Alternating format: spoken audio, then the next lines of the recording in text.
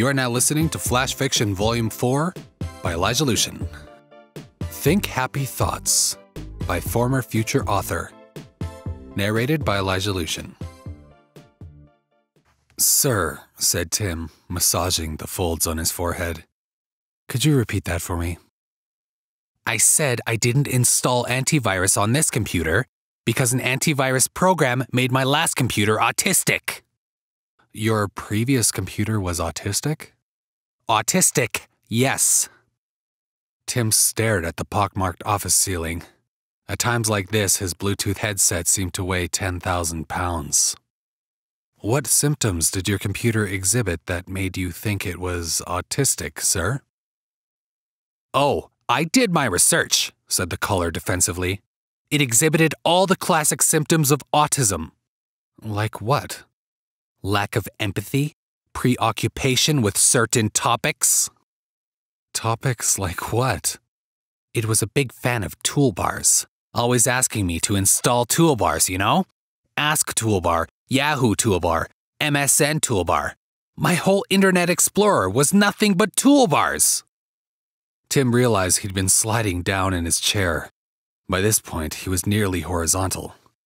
"I see," he said. "And it was asking me 10 or 12 times a day if I wanted to update Java. The stupid thing just would not shut up about Java. Or Adobe Flush, whatever that is." But Tim wasn't there to respond. He'd abandoned his headset and was halfway out the door. The bright sun beyond made him sneeze. Twice. Maybe TGI Fridays was hiring. Crowning Moments by Sharon Thompson. Narrated by Elijah Lucian. "No, I wants to wear my crown." Annie is the Ukrainian matriarch of the Acorns nursing home. "You'll have to take it off to sleep, Annie." The new care assistant, Mavis, sighs. She has been trying to cajole a 99-year-old out of a cheap toy crown. "It's Russell's big birthday tomorrow. You can wear it to his party. If we take it off now." There's no budge on Annie's face. "If you take it off now, it won't get ruined?" "Ruined? How I ruined my crown? In the bed." Annie's large brown eyes are magnified in her strong spectacles. Those eyes get to Mavis every time. Even the doctors fall for Annie's wide-eyed look. Annie is the favorite the staff are not supposed to have. "It might get squished," adds Mavis. She is squeezing her large self between the bed and magnolia wall, trying to tuck the bedclothes in. Annie is doing the "I'm ignoring you now" tactic. Over the years, Annie has developed many ways of nicely getting her way. There's never a drama, no foolish whims or constant demands. "But when she sets her sight on things, it's hard to change them," her tired doctor had commented. "Sure, after her 95-year-old hip gave away some years back, we all thought Annie shouldn't do much after the operation. She had other ideas. A tough Ukrainian mind. There were even races on their Zimmer frames, with odds taken by Annie's best pal, Russell. Annie didn't win, but still, the races were her idea. Unbelievable." Mavis is trying to move that determination presently, but to no avail. "Squished, Annie. Did you hear me? Your crown might get squished, my darling. And wouldn't you be cross then?" "Нет, no. This is my crown. To squish if I wants, I not be cross." It is the end of a challenging day. "Okay, Annie." "I could be dead tomorrow," the gray-haired lady says.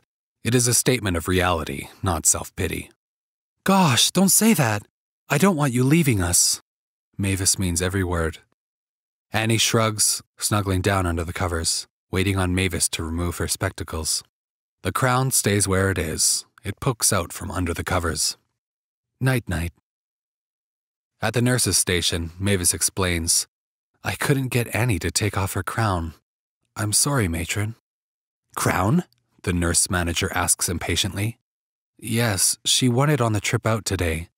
The Glam Great-Great-Granny was her title, I think." "What? Annie, room 5? "Yes, sweet Annie.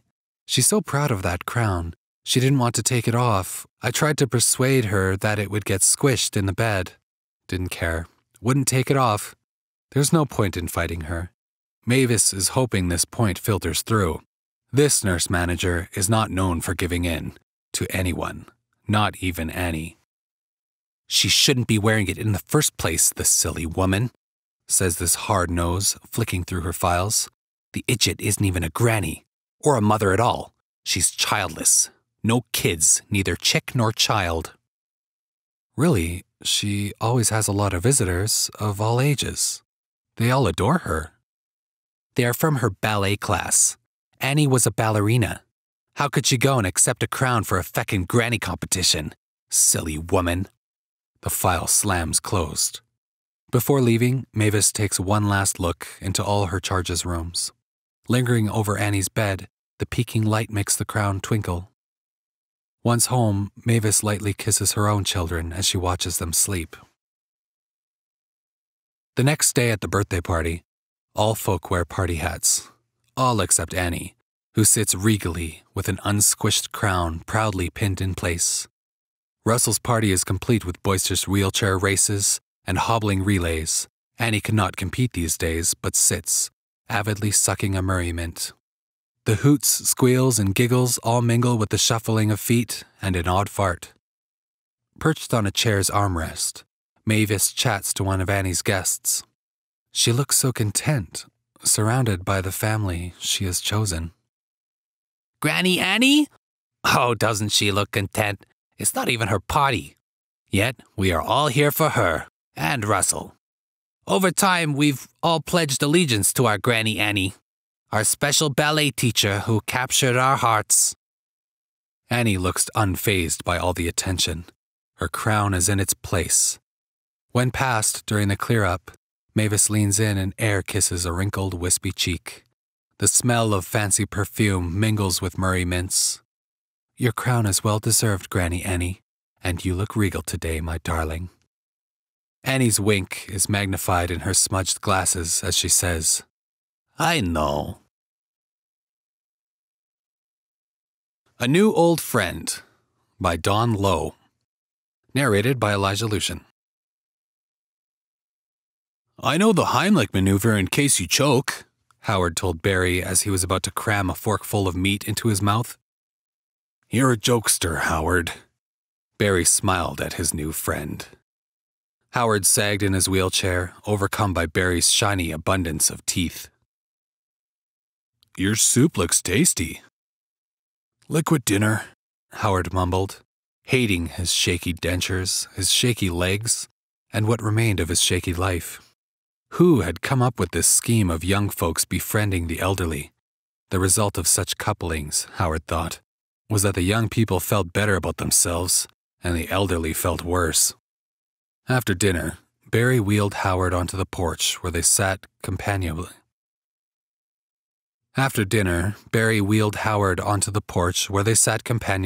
in the evening air. Mind if I smoke? Barry asked, and Howard shook his head, remembering how much he used to love the taste of an after-dinner cigarette.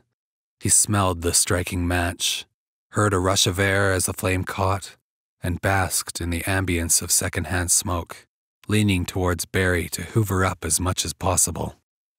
I've got to quit smoking if I want to reach your age, Barry confided in Howard. Keep smoking, Howard advised. What a sense of humor. Barry chuckled as Howard mournfully watched him extinguish his half-smoked cigarette. I can use a good laugh now that I'm laid off work, Barry continued, and Howard thought, he's babysitting me to pad his CV with voluntary work experience. If I was his age, I'd take any menial job, scraping plates, digging ditches, hard physical work requiring capable hands. You're so lucky, Howard, that you don't have to work anymore, Barry sighed. For the first time since they met, Howard laughed at something Barry said. Thanks for listening to Flash Fiction Volume 4. Find more Flash Fiction at elijahlucian.ca/flashfiction.